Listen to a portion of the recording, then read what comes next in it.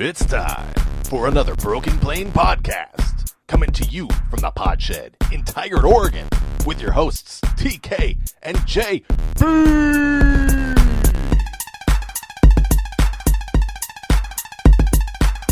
Welcome to the Broken Plane podcast, season 2, episode 26, week 5, part 2. I'm JB. And I'm TK. How you doing, TK? Doing great. I'm happy to be doing 2 episodes in a week. This is kind of fun. Hopefully it'll work out. We did it so that we could have a little less recording time at different parts of the week. We got cramped. Our style got cramped hard. This week, yeah. It was a good week. Good week at work. I want to lay that out there first thing. But yeah, it was a long week. And ZH. If you're listening, shout out to ZH. Appreciate the sub on, well, that was iTunes, right? Podcast? Yeah. Thank you for that. That was fantastic. If you're listening. That was great. Okay, we're not going to do Twitter Fan of the Week. We did that during the last episode. Only one Twitter Fan of the Week. Only one Twitter Fan of the Week. So what we're going to do is we're going to move directly into the Great Big Broken Plane Fantasy Football League recap. Our game of the week for week 4. That's right. I picked another great one. It was Bob's Boss Team, managed by Bob at the Bad Bad Bob on Twitter, versus Fantasy Executive, managed by at Realist Kingdom. He's the king in the north. Watch out for him. Yeah. You said you picked another good one. I picked another good one. And okay. If you've been paying attention, I have not picked good ones. I keep picking blowouts. Fantasy Executive rolled over Bob 165.9 to 85.9. That's 80 points? Yeah. That's 80 ugly. points. That's 80 points exactly. Anytime in our league you don't break 100, that's real ugly. Yeah, and then to have the person you went against go for 165, that's a big number. Yes. So, yeah. Sorry about that, Bob. Sorry to bring attention to the terrible week you had. Well, let's talk about what happened with Bob, because it's not entirely his fault here. Not fully, no. So first of all, we got to talk about he had Jimmy Garoppolo, and Jimmy G's done. He's got the ACL injury. Bob's a Miami Dolphins fan, and he was riding high on that 3-0 start, and he went ahead and took Tannehill as his fill-in quarterback now that Garoppolo is gone, and that did not work out well, as many of you may have noticed. I think he finished with like 3 fantasy points. One fantasy point. 1 point. That's rough. That'll about do it. But on top of that, his starting running back combo of Kenyon Drake and Latavius Murray both fired off some stinkers as well. I think they were both like 5 and 4 points or something like that. 2.6 for Drake. Oh! Yeah, 2.6 and 5.8 for Murray. So that didn't work either. So that's 8 points from your 3 of your starters? Yes. And then Sammy Watkins left the game very early, with a hamstring injury and got no points. Goose egg. And he also had Nelson Aguilar down at the flex spot, and he didn't do too great either. He only caught 5 of 12 passes last weekend. Which puts him at the top of this list, though. That he was the top point getter for this for this list. No, the top point getter. The players that I'm naming. Yeah, the top point getter was Antonio Brown, who got 17 points. There you go. Which was fine. That's good. That's low for Antonio. And Tyreek Hill got 14. So I mean, there were players who individually had decent games. But altogether, when you have 4 of your spots perform at subpar levels like that, you can't. How can you come back from that? You can't come back from that. No, you just got to put the blindfold on, the cigarette in your mouth, and just get shot. Yeah. Put yourself against the wall. Fantasy Executive Team, on the other hand, he made not the right call, but he made a good call at filling quarterback. He was without Cam Newton on the bye. Yep. He took Eli Manning, who was my pick to click last week. Didn't work out quite that well. Didn't have a great game, but he did enough. He got into the teens. Yeah. Everybody on his team played well, though. Amari Cooper, John Brown, David Johnson, Carlos Hyde, Sony Mitchell all had great numbers, great games. I think they might have all exceeded or matched their projected scores. Well, Cooper and Brown almost doubled up. There you go. So Cooper was projected at 13, made 26. Brown projected for 11, made 20. So, I mean, they overperformed. Yeah. And then his MVP of the week was his kicker, Will Lutz, out of New Orleans, 16 points. The mighty, mighty Will Lutz. That was a great pick. Well, I mean, you get lucky with your kicker. You're going to take home 16 points. Yeah. Thank you very much. So congratulations to Fantasy Executive moving to 3-1. He's in a 4-way tie for second place right now. Yeah. So this week, game of the week, who's going to get the blowout score this week? The game is Mark's San Diego Fleet at Vague Fuel Supply on Twitter versus the Girdler, managed by Jonah at J_OH_NAH on Twitter. Give them both follows. They're great. So why did I pick this? A couple of 1-3 teams. One of them might be better than their 1-3 record. One of them might be about where they're at their 1-3 record. Yeah, I would say that's right. The Girdler has been getting into some high-scoring games, and he's got 622 points for the year. That's one of the top points for totals in our league, I believe. Yeah, I think that puts him at 2 people ahead of him. So third overall. Yeah, third overall. But he's 1-3. Yeah, and this is fantasy football. You don't really get a say in how the other team scores. No, yeah. So defensively, what you going to do, right? But he's performing. His team is performing at a high level. He's just been running into some rotten luck, some bad matchups. Yeah, is what's been coming down. That being said, he's going up against the San Diego Fleet, and that's he's 1-3 as well. That's a team that exists, and he's his points scored, it reflects that. The main problem with the San Diego Fleet squad here is the running back situation is not worked out as planned. He originally drafted Joe Mixon and Isaiah Crowell. They seemed like they would be fairly decent picks at the beginning of the season. Mixon got hurt. The Jets just haven't been able to put it all together, though Crowell has still been pretty good, but he's not at that same level that some of these other elite running backs are at, so that's kind of a bummer. The Jets are going to have to figure that out, I think. Tariq Cohen on a bye this week, so he's going to have to decide which questionable running back he wants to put into that second starting spot. Adrian Peterson or Joe Mixon? Who do you think? I can't put Joe Mixon in, but that's me. You don't trust him to come back? Okay, for those of you listening out there, don't do what I would do. That's rarely correct. No, we're not talking fantasy. I'm just, who do you like better this week? Peterson. You like Peterson better? Peterson, yeah. They got the Monday night game versus New Orleans. Okay, yeah. I can see that working out. And I don't think, like we've seen this year, New Orleans has been prone to giving up points anyway. Yeah. I think they did pretty good against Barkley. The only thing I will say about the Mixon matchup is, despite him coming back from an injury and that being kind of scary, Giovanni Bernard missed practice today with a knee injury of his own, so he might not be at full strength, and that might give Mixon some extra carries that he might not otherwise get.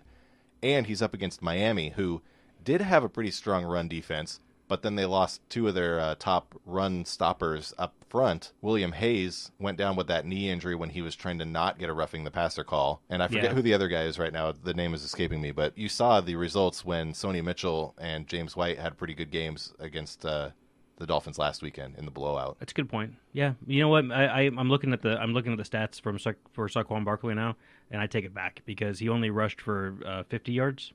To be fair, I don't think the Giants know how to use him yet. I still think they're working on it. He had 10 carries, 44 yards, and he had 7 catches. No, I'm sorry, 6 catches, 56 yards.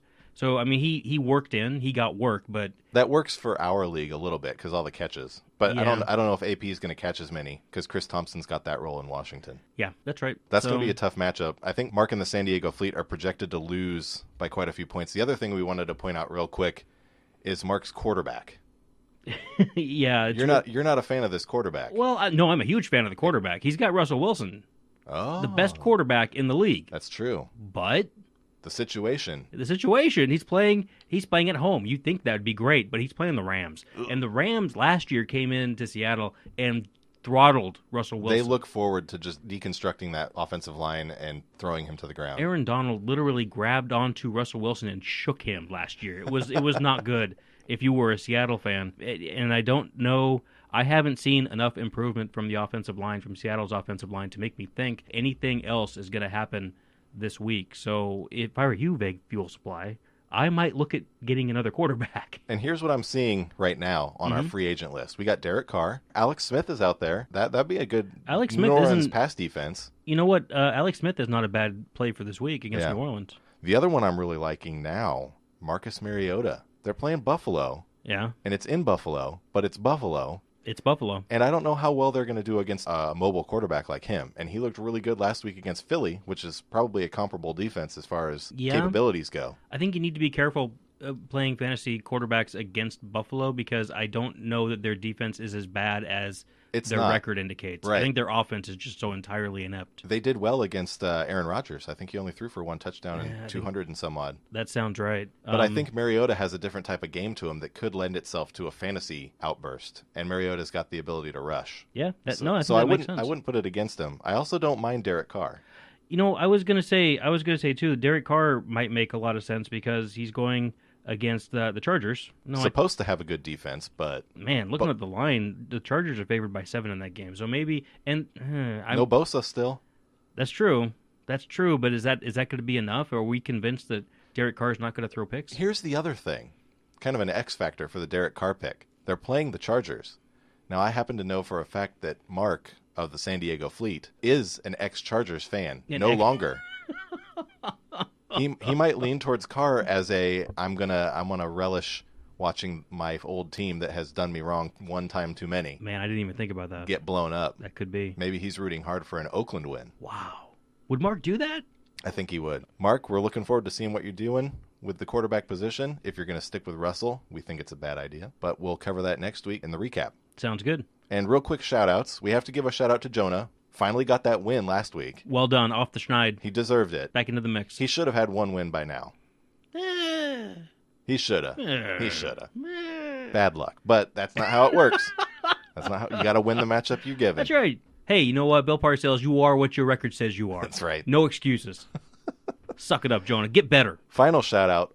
4-0 teams, one left. Tracy's Let's Talk About 6 Brady. Let's talk about 6, Brady. The only undefeated team left. Only after 4 weeks. You know what? It's a pretty competitive league. It's more competitive it is. than I thought it might have been. It's good stuff. We'll see if she can hang on to it this week. This week she's matched up against Fantasy Executive, who's one of the 3-1 teams, hot on her tail. Tough. So that should be a good matchup to watch too. I don't know why I didn't pick it. I didn't want to jinx one of those teams. I want that game to be untainted by my podcast jinx.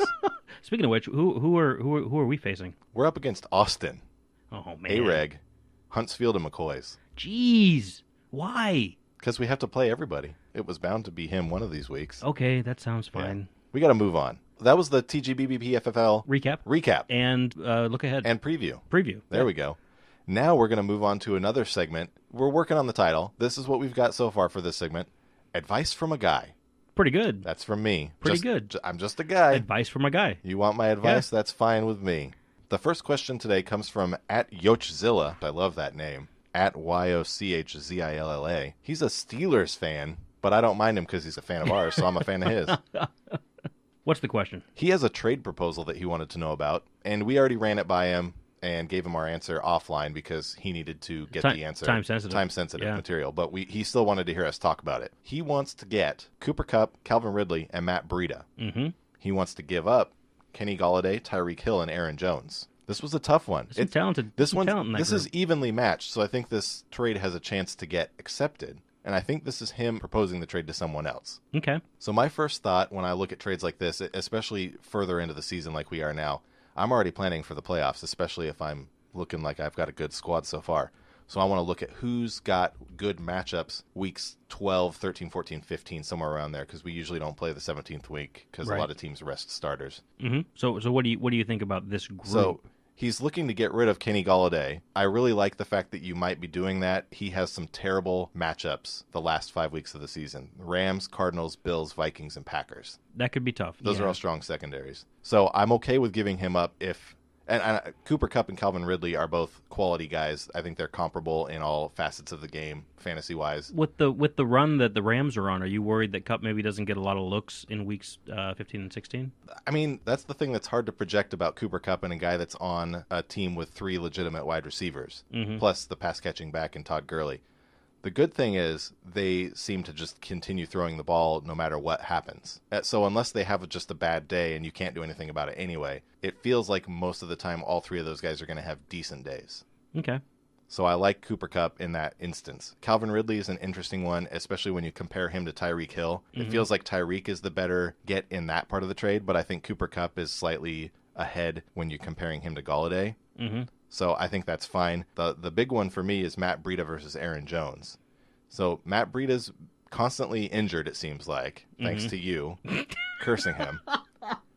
That's not my fault. Come on. It's never your fault. But other bad news, Jimmy Garoppolo's gone, so who knows what the quarterback situation is like. Although, Beathard played well last week. He did play well. It's looking like it might be working well. And by well, I mean he didn't, fall on himself. No. So that's, They nearly won. Yeah, they came close. They've still put up 25 points or something like that. Pretty good for a backup quarterback. Yeah. Also, Matt Breida's been amazing. He's done 6 yards per touch. So if he can stay on the field, I think he gets more and more of the timeshare over Alfred Morris and continues to stay on the field. He stays healthy. I like that.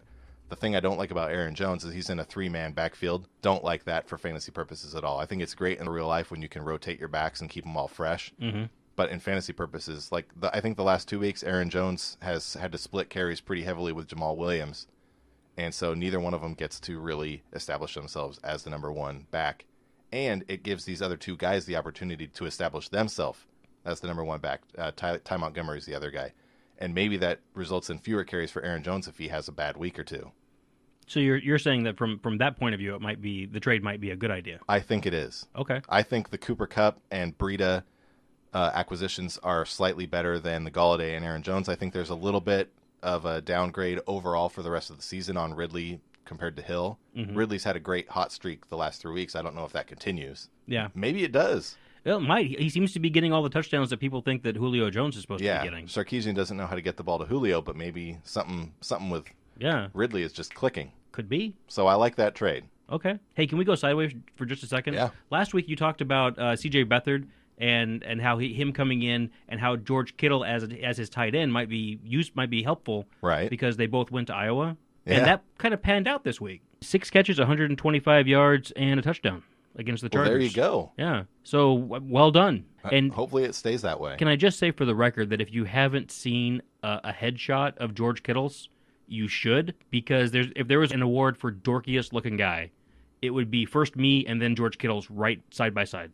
One of us. You guys are tied for the first place. We might be tied. This is a goofy looking dude, man. How many times was he targeted last week? Did you see that? Oh, 8 of 6. 8. Okay. So that's good usage. That's the highest. That was the highest targeted number for any receiver, running back or receiver in San Francisco. Do you think he's available in some leagues, or is he? I don't think he is. I think maybe a couple people could have panic dropped him because Garoppolo went down. Okay. So if you're listening and you're in one of those leagues with a dumb Kittle owner, go ahead and grab him. I think probably people would have already taken him after the 126-yard touchdown performance. It was quite a lot. I heard it in passing, and I was kind of like, oh, that's right. TK said that. I forgot. Woo! Nice. Thanks for bringing that up. All right, back to more advice from a guy. More advice from a guy. This time from a member of our league, at J5, at JAYFJVE, don't ask. Jay Lewis. He wants to know John Brown at Cleveland, Tevin Coleman at Pittsburgh, or Jay Ajayi versus Minnesota at home. So Jay Ajayi is in Philly. Mm-hmm. That's why I said versus, not at. Gotcha. I just want to get through this real quick. John Brown has to go up against Denzel Ward and probably Demarius Randall a little bit. That's scary. Then Tevin Coleman, well, Devontae Freeman is coming back this week, so that's spooky. And then Jay Ajayi has to go up against one of the top run stoppers in the league, Linval Joseph, and that's creepy. Yeah, so there's not a lot of Halloween themed. Welcome to October, baby. There really isn't a great play here. There isn't a great play. My play is going to be John Brown, though. I'm finally going to recommend a Ravens player for fantasy purposes. Really? Do you think that John Brown's just been looking so good? Flacco's going to be able to give the and ball? Flacco loves him so much. Okay. And I also think this week, probably the return of Hayden Hurst. I think that opens things up a little bit more because people tend to be worried about the fact that the Ravens target tight ends. Mm-hmm. So I think they might go single coverage on their wide receivers. And it seems like that Browns defense has been prone to giving up yards and points. Yeah. So, yeah, I guess that makes sense. I'm all in for that. Okay. Our final question is from last week's Twitter Fan of the Week. That's right. Joey Dennis. At JRDennisJR5490. Okay. And he's got a question. Do you mind if I just read this? Go for it. He wrote it. He got a screen cap of a note, I think, on maybe iPhone. But here's what it says. I'm writing this in a note because I can't explain it in a tweet. And I'd love to hear your thoughts about my recent trades on the podcast. I started the year with trading Aaron Rodgers and Tyreek Hill for Bell. Le'Veon Bell. Because I have Connor. I overpaid because I'm stacked at wide receiver with Hopkins, Thomas, and Diggs. Nice. In the span of the last 12 hours, I traded away Ingram and Boyd for Fournette and Drake. Mark Ingram, who's coming back this week, and Tyler Boyd, wide receiver for the Bengals. Then traded away Hyde and received Galladay. Like it. My roster looks like this now. If all healthy come playoffs, it's lethal. So at quarterback, he's got Ryan and Cousins. Running back, he's got Bell, who's coming back now. He's confirmed he's going to come back after week 7, the week 7 bye. So week 8, I think, is what they're targeting. Even if he doesn't, he's still got James Conner. Right. He's got Fournette, Hopkins at wide receiver, Thomas at wide receiver. I think that's probably Demaryius Thomas. No, Michael Thomas. He said that earlier. Yeah, Michael Thomas. Yeah. He's got Trey Burton at tight end. Bye this week. That's right. It looks like he's got David Njoku, though. Okay, Diggs and Galladay at the flex and the Bears D. Love it. On the bench. We got the Bears D, too. That's going to be solid. Good pick. On the bench, he's got Sony. Is it Mitchell or Michael? I think it's Mitchell. That's what I've been hearing on the TV. Okay, Sony Mitchell. He's got Connor from Pittsburgh, Isaiah Crowell. He's got Kenyon Drake, Broncos defense, and Njoku. David Njoku from the... Tight end for the Browns. The Browns. So like you were saying, Burton has a bye. Yeah. So you put Njoku in. Yeah. That's Yeah. fine. Which quarterback? This week? Ooh. Atlanta is playing at Pittsburgh. So it's Ooh, Minnesota at Philly or Atlanta at Pittsburgh. I think you got to go Matt Ryan here. Pittsburgh's been giving up points. Flacco just put up, decent numbers on him, but it's Flacco. That's a good point. Yeah, I think you're right. Yeah. But the question that Joey's asking is, what do you think of his trade? So let's break those down real quick, okay? He traded Aaron Rodgers and Tyreek Hill for Le'Veon Bell. Now that, I'm not courageous enough to do that, so I give him props for doing that. It's pretty gutsy because you're trading. I mean, you're trading talent for guys. I mean, Rodgers and Hill are both. Those guys put points up every week. I can see. I like the idea of getting rid of Aaron Rodgers if you believe that there's just as much value in the later quarterbacks that aren't even being drafted, like Cousins and Ryan, or at least 10th round picks. So I think that's cool. I probably would have tried to go for somebody that is actually playing football though. Yeah. Instead of Le'Veon Bell. But if Le'Veon Bell comes back, that's great. Well, and like you said, come playoff time, that could be really exciting because Exactly. Pittsburgh's probably going to be playing all of those games. Yes. Unless it gets into a situation where Pittsburgh is kind of floundering out of the playoff race, and then Bell doesn't want to be just playing to play, and then a mysterious ankle twist turns into Exactly. who knows what A happens. visit to the IR. So risky play, but I kind of dig I like it though. the trade. I could never do it myself, I don't think. And I do like having Bell handcuffed to Connor. Yeah. That's useful.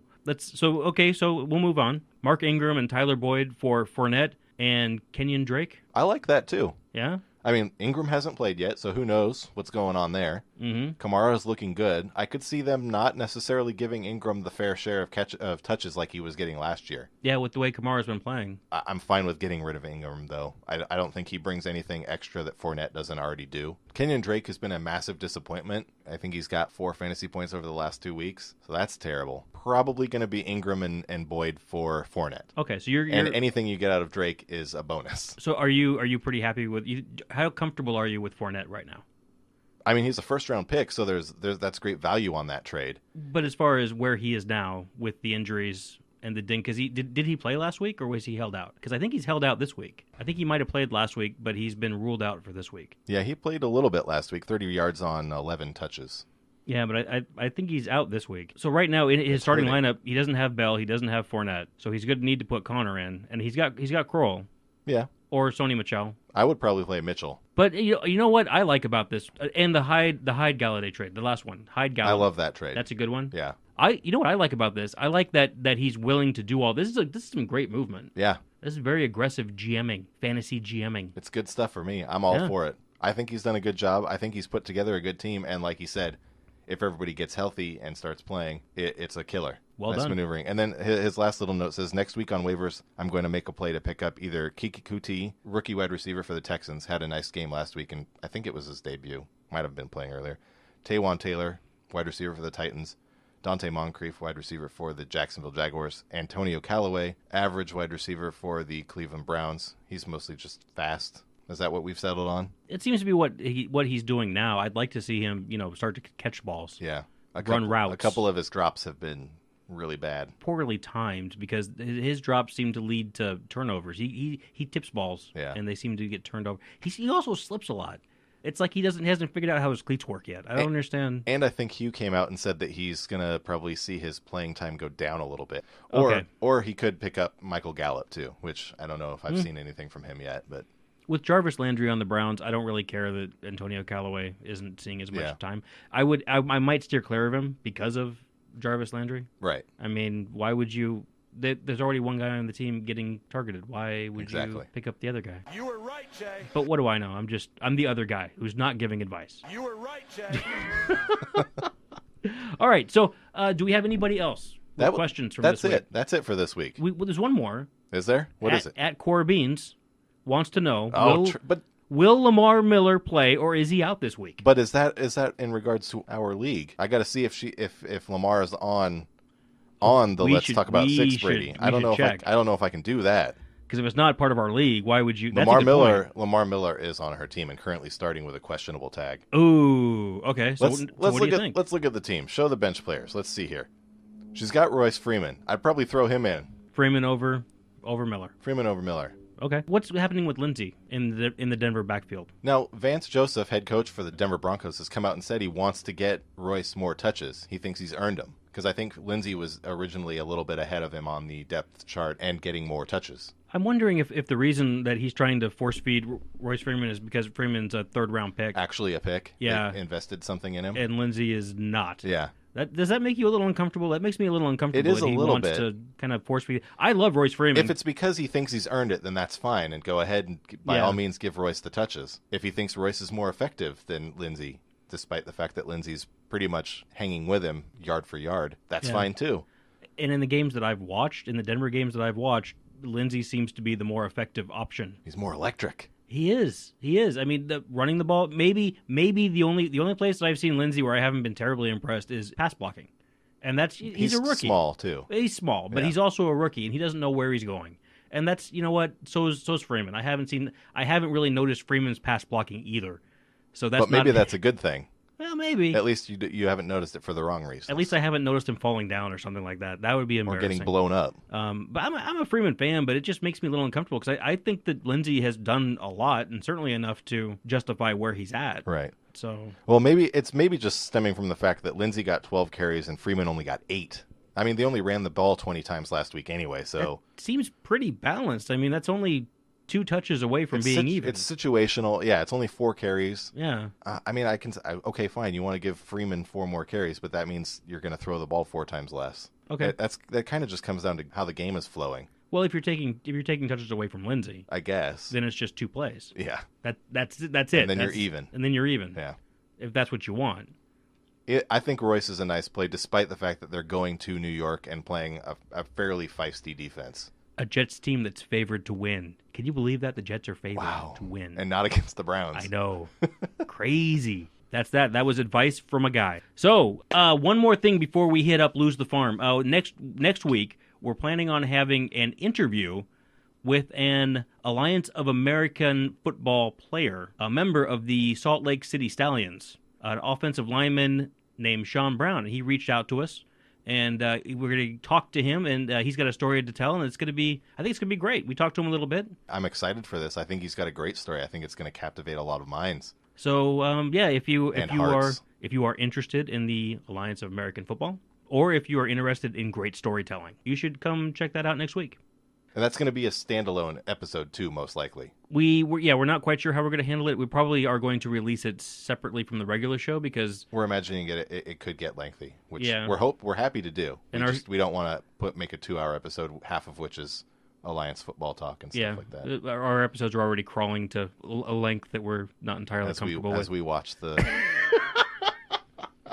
we shoot for about an hour, and we oftentimes always run over it. So yeah. Anyway, so last segment this week, Lose the Farm. Yes. What happened last week? Last week, we had 3 pushes. Yeah, that's true. So we had 3 games. I don't understand why it's not always half a point spread line or whatever. Yeah, I don't understand either. We had 3 games. I guess because they want the push. They don't have to give any money out. I honestly don't understand the reasoning. Because if you pick either team and it's a push, nobody gets money. Yeah, no, they just give their money back. You get the whatever bet you laid down, you get it back. That must be why, jerks. When sports betting was a thing in Oregon for the lottery, it was always half points. So there was no push, right? Because they didn't want to have to deal with giving you money back. Exactly, when it's just a ticket. But this week, or last week, there were 3 games that were pushes. The Rams and Minnesota was a push. That was a 7-point spread. Oakland and Cleveland was a 3-point spread. And Seattle and Arizona. So those 3 games were all pushes. Wiped from our memories. I went 6-6. Beautiful. In the rest of the games. A solid 500. TK, 5-7. Not bad. Very close. So totals for the year. I'm 28-31. And you are 25-34. It is embarrassing. I can't believe it. You know what? If we were betting real money, you'd be in the hole almost $1,000 now. I have 1 winning week so far. Yeah. I was 9-6 week 2, and that's it. Otherwise, it's all garbage. You're in the hole $900. No. This is the week. This is the week. You come back. I haven't even thought about it. Split decision picks. It's going to be great. Comeback starts now. Yeah. All right, here we go. Tonight's game, we're recording this on Thursday, so Thursday night game. The game is just about to kick off, actually. New England at home against Indianapolis. New England's favored by 10.5. I'm going with New England. It's a big line. I'm going to go with New England too, but that's a big line. It is. That's scary. Doesn't matter. Speaking of Indianapolis, you know what? It finally occurs to me as I'm watching Andrew Luck. He reminds me so much of Peyton Manning. Watching him. I kind of thought you were going to say that. Because I was watching him and I'm like, that dude is a throwback to the 80s. And I'm watching him and I'm watching him. I'm like, the more you look at him and like his footwork and the way he's kind of awkward back in the pocket, he looks like Peyton Manning. A little bit bigger, I think. It's He's the 6'4". Colts uniform, too. I think that it helps. I think it does help. Yeah. And Luck is 6'4". He's 240. And I think that's right around where Manning was size-wise. They look very similar. It's interesting. I've been reading. They're both ugly. They're both very handsome men. I've been reading Bruce Arians' book, and Bruce Arians actually was with the Colts when Manning got drafted. He was also with the Colts as offensive coordinator when Andrew Luck got drafted. Really? I didn't remember that. And he was talking about it, and it was like, yeah, both those guys seem to turn out That's why I took them. pretty good for Bruce, Yeah. right? So well done, Coach Arians. Anyway, all that being said, he loses tonight by more than 10 and a half. Handily. Yeah. Okay. Next up, Cleveland at home against Baltimore. Baltimore favored by 3. Baltimore coming into Cleveland, beating them by 3. I got to go Baltimore here, JB. Really? After the win at Pittsburgh, I'm convinced this team is for real. It's for real. They are looking pretty good. I like the fire that Flacco's had. He's been very effective. Yeah. And it hasn't felt lackadaisical. There were some years where Joe Flacco you didn't get a sense of intensity from him. Yeah. And I don't like that in my quarterback. So I agree with you. I'm not sold because of the Pittsburgh game, because I'm not sold on Pittsburgh's defense, but I do think. But they shut down the offense, which is pretty prolific. That is pretty prolific. I do think that Cleveland's going to have problems with him. I think it's going to be a close game. I think 3 points is about right. I'm going for Cleveland. Okay, I hate you. Jacksonville. Hold on, I want to stay there for 1 second, though. Okay. So now the other thing I want to talk about real quick. Last year, we talked about the Ravens never losing to a rookie quarterback, and Baker Mayfield's in the game this week. Interesting. And Interesting. He put up 4 turnovers last week. He did show himself susceptible to throwing a pick. So that has me super optimistic that they take the win, and by more than 3. Sounds good. Well reasoned. I like it. Jacksonville traveling to Kansas City. Kansas City favored by 3. Is this a trap matchup for Kansas City? It's a trap matchup for both teams. Because it seems to me. I'm calling tie on this one. Well, it does. It seems to me like KC's. It's a great matchup, right? Because a great offense against a stellar defense. Mm-hmm. It's a great matchup. And on a bad paper, defense versus a bad offense. But what seems to happen in these games is the good offense and the good defense wash each other out, and then we're just left with crap football. Garbage. So I'm not entirely convinced. 3 points, do you think it's going to be a low-scoring game or a high-scoring game? Medium. Bortles is coming off a 300-yard performance. Yeah, he also a week before that had 6 points put up. Yes, but I'm just saying, maybe he travels well. Yeah, I don't know. Not in this. I don't know. I'm not excited to put Mahomes into my lineup fantasy-wise this week. I still haven't decided if I do it. It's tough, and Watson had a pretty good game last week. Yeah, but I think Kansas City bounces back from a rough outing against Denver this week on Monday night. You think they won that game? Yeah, but they didn't have that same offensive fire that they had in the first 4 weeks. So let me get this straight. They're going to perform better against a better defense. I think so. Okay, all right. I'm going to go with Kansas City. I'm taking KC. You know why? It all comes for me. Everything washes out, and KC's at home. That's it. That's a good point. That's all I got. Tennessee travels to Buffalo. Tennessee favored by 3. I'm taking Tennessee. That's laughable. 3 points? 3 points, that's it. Has Buffalo, besides the game that they won, which is a complete fluke, have they been within 3 points of any of their other games? No. But Tennessee has been having problems putting points on the board. Not last week. No, but the first 3. I think they're fine. Okay. I think they worried. They had everybody worried when Mariota went down, and Blaine Gabbert's awful. Blaine Gabbert's pretty bad. Blaine Gabbert's like Blake Bortles on crack. He's nigh unwatchable. Yes. I don't think Tennessee... If Tennessee has trouble winning this game, I will do something crazy. That seems excessive, but okay. Giants travel to Carolina. Carolina is favored by a touchdown. A touchdown and an extra point. 7 points. The Giants look really bad. They do, but Carolina, can they score 7 points? I mean, seriously. Yes, they can score 7 points. I just don't like them. I know. They're a team I don't like. They befuddle you. But they picked up Eric Reed. They've got some defensive secondary help. Oh, I forgot about that. Yeah. I We forgot didn't about really Eric have much Reed. time to get into that this week. We'll probably do that next week. That's right. All I'm going to say about Eric Reed, they got him for dirt. Yeah. I am just. This is a Pro Bowl caliber talent. They got him for nothing. And my favorite part is it came out, he said I picked Carolina over San Francisco, who also offered him a contract and who he was last employed with because he got the better offer. And this offer that he's on is cheap. This is amazing. It's this so is good. Well done. I don't even know what to say. What else do you say? Great move. Congratulations, Carolina. I don't know if I would say all they do is win, but for that transaction. when they're signing Yeah. free agents who have been blacklisted, apparently. Shh. We're not supposed to talk We're about not supposed to talk about Yeah. that. Good on the Panthers for doing it. Congratulations to Eric Reed getting back into the league. It's overdue. Yeah. And yeah, if you're a Panthers fan, start banging the drum. That's going to be a good pick. I am taking Carolina. Carolina, I think. Yeah, because the Giants are bad. Okay, Denver traveling to the Jets. The Jets are favored by 1. This is a West Coast team traveling to the East. Right. It's an early game, It's an early morning game. Man, Jets are favored by 1, which is crazy, but they're going to win by 1. I wanted to pick. They're going to win by 1. So you're shooting for the push. Well, they're going to by 1 or more. Okay. The Jets are going to win the game. I really wanted to pick Denver here. I wouldn't mind picking Denver, but I think that the Jets' offense isn't as terrible as you think they are. Also, their defense, I think, is for real. Todd Bowles, again, I've been saying this all year. Todd Bowles is a great defensive coach, and he puts a quality product out on the field, and it's enough to take care of Case Keenum and the rest of the Denver offense. You sold me. I was looking to differentiate to catch up in the lose the farm total because I'm only 3 wins behind, so I guess I'm not that far You're not behind. really not that far behind. We're both actually, it sounds like I'm doing terrible, but we're both doing terrible. Yes. I'm going to stick with you and say Jets.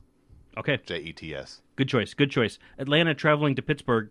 Pittsburgh favored by 3. Atlanta's lost their last 2 games, putting up 30-ish points, 30-plus points, and this feels like another one of the same. Mm-hmm. And Pittsburgh's on a little bit of a slide.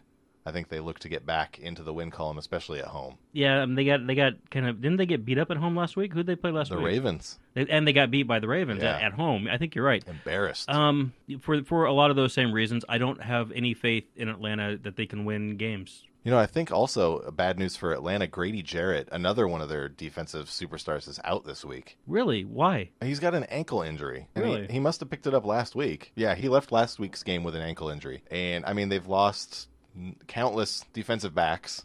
Both of their safeties, their starting safeties, are on IR now. The defense is dwindling. For as good as luck they had staying healthy in previous years, that's not happening this year. Let me ask you this.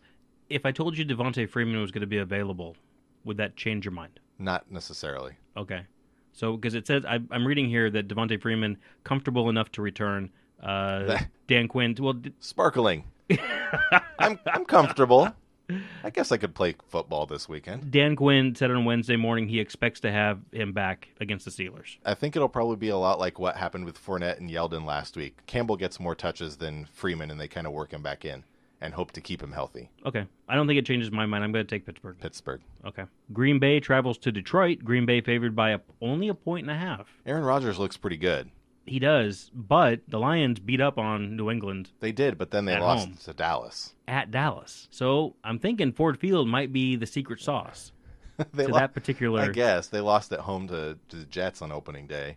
That was a fluke. I don't like That your was Sam arguments Darnold. here. That was Sam Darnold just coming out and doing amazing Sam Darnold-ish rookie quarterback Wait, things. you're arguing for the Lions, but you've picked Green Bay here. What are you doing right now? I'm trying to be. Are you trying to get me to pick I'm Green Bay? confusing myself. Is Yeah. what I'm doing. I don't. You know what? I'm not. When I watch Green Bay, it's not like it was 2 or 3 years ago Yeah. where Green Bay was very convincing. I don't like that they got beat up by Washington, Yeah, that was sad. and I don't know that I can trust them to go into Detroit. The spread is 1.5. I mean, that seems like. All that being said, I think I've got Green Bay winning the division, and to win the division, they're going to have to win games, and I think this is one of the games they're going to have to win. Right? It's a division Yeah. opponent. It makes sense to me that they win this game. That being said, I'm losing. My record is not great. So, Here's why I'm going Detroit. okay, Here's why I love the Green Bay defense. I picked them as one of my top defenses. I don't care this week not this week. because I also picked Detroit to be one of the top teams in the league. Yeah, It's foolish. and if they're going to be a top team in the league, They're they gonna got have to win this game. This game, and I also like Devontae Adams is healthy and playing, but Randall Cobb is ailing with a hamstring injury, and Geronimo Allison is in the concussion protocol. So they're without two of their top 3 wide receivers. They might be forced to start Marquez Valdez Scantling, some rookie. Did you make that name up? No, that's it. It's just hard to say. And Equinemius St. Brown. They drafted for name. Equinemius St. Brown. Yeah. Is that a real name? That's fantastic. But they're wishing they had Jake Kumaro right now. Probably are wishing they had Jake Kumaro. So I think that the passing game suffers. Okay. And Detroit is able to keep their offense alive. You know what? As far as upset picks go, this is a good one for you. I like this one. This is a good one. I'm going to stick with Green Bay. Never pick a home dog. Or something like that. I forget what the saying is. Miami travels to Cincinnati. Cincinnati is favored by 6. I am picking Cincinnati. I am giving no explanation. We are moving on. I'll just go with Cincinnati as well. Okay. Oakland travels to L.A. to face the Chargers. Chargers are favored by 7. We talked about this a little bit. I am not convinced that Oakland's offense can put up with the Chargers' defense. Especially that secondary. Derwin James is looking like Rookie of the Year. Yeah, so I am going to take Old Man Rivers and the Chargers to win this game. I think he'll be able to outthrow him. The Oakland run defense is looking all right, though. I'm a little worried about Melvin Gordon this week. It could be. Do you think it matters? No. Okay. He's effective enough in the passing game that I think he can get his yardage and help the offense out that way. Arizona is traveling to San Francisco. San Francisco is favored by 4 with C.J. Beathard at the helm. Beathard with versus, Josh Rosen. I'm sorry. Beathard versus Rosen. This is a tough one. Is it? It is for me. Why? I don't know that I believe Beathard. He played pretty good last week. He did play pretty good last week. Other quarterbacks have played good one week. Ryan Fitzpatrick played good for 2 weeks. Yeah. Yeah. Oh man, this one's so weird. I like Arizona's defense.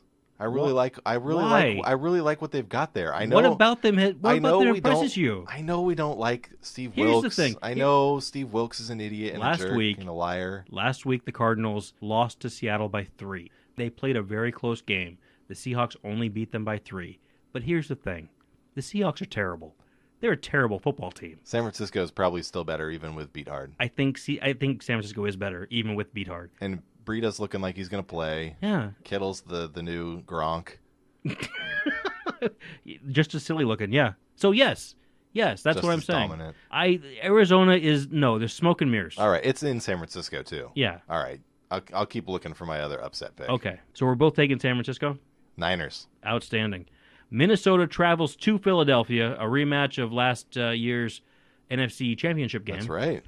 Philadelphia is favored by a field goal. Philly struggled last week. They kind of got embarrassed after giving up a big lead and losing in overtime at the death. Mm-hmm. And I like Philly. I believe in Wentz. You know what? He's in games. It's been 1 game since he came back, or 2 games. He's played 2 games. He's played 2 games now, and he's looked pretty good in both of them. Now the Eagles haven't played particularly well in both of them, but I think he looks fine.